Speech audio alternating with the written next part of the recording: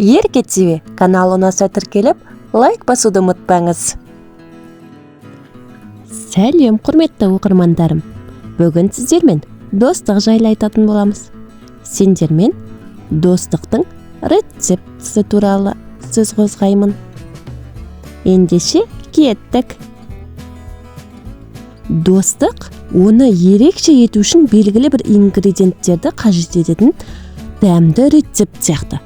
Мықты достық қарым-қатынасты құру және нығайту үшін қажетті ингредиенттерді зерттеп көрейік. Ингредиенттер: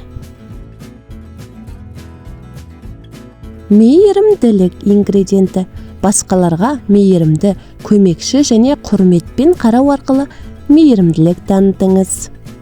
Эмпатия ингредиенті басқалардың қалай сезінетінін түсінуге тырысыңыз және оларға қолдау көрсету үшін бар болыңыз. Тыңдау: достарыңыз өз ойларымен немесе сезімдерімен бөліскісі келгенде бар назарыңызды аударыңыз және тыңдаңыз. Бөлісу: ойыншықтарыңызды, заттарыңызды және тәжірибеңізді достарыңызбен бөлісуге дайын болыңыз. Сенім: адал болу, уәдеде тұру және бір-бірінің сырын құрметтеу арқылы сенім артыңыз. Қабылдау: бір-бірінің ерекшеліктерін және қайталанбас қасиеттерін қабылдап бағалаңыз. Күлкі: бірге көңіл көтеріңіз, әзіл қалжыңнан ләззат алыңыз және қуанышты естеліктер жасаңыз. Кешірім: кішкентай түсініспеушіліктерді немесе қателерді кешіруді үйреніңіз. Қолдау көрсету: қуанышты да, қиын уақытта да достарыңыздың жанында болыңыз және жігерлендіріңіз. Адалдық: достарыңыздың қасында болыңыз, оларға қолдау көрсетіңіз және сенімді серік болыңыз. Достықты дайындау әдісімен таныс болайық. Біріншіден, мейірімділіктің көп мөлшерін алыңыз және оны күнделікті қарым-қатынастарыңызға себіңіз. Екіншіден, күшті байланыс жасау үшін эмпатия мен түсіністікті араластырыңыз.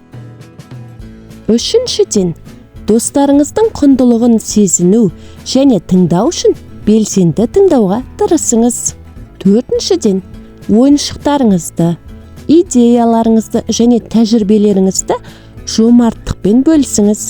Осылайша барлығы бірдей қамтылғандай сезінеді.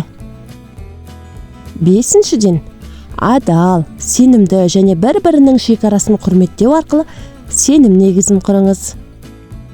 Алтыншы, қабылдаудың жылы атмосферасын құра отырып, бір-бірінің айырмашылықтарын құшақтап атап өтіңіз. Жетіншіден, күлкілі сәттерді бөлісу және бақытты естеліктер жасау арқылы достығыңызға күлкі мен қуаныш қосыңыз. Сегізінші, әркім қателесетінін түсініп, кешіру өнерін үйреніңіз. Тоғызыншы, жақсы және қиын уақытта бір-бірін көтеру үшін қолдау және ынталандыруды ұсыныңыз. Оныншы, ақырында достығыңызды адалдықпен бекітіңіз. Қалың және шынайы, жіңішке дос болыңыз. Достыққа арналған осы рецепті орындау арқылы сіз берік және тұрақты қарым-қатынас жасай аласыз. Саяхаттан ләззат алыңыз және жол бойында жасаған тамаша достықты бағалаңыз. Сіздің ең жақын досыңыз бар ма? Атын, есімін комментарийге жаза кетіңіз және неліктен сіздің ең жақын досыңыз ол? Сол туралы да жаза кетіңіз.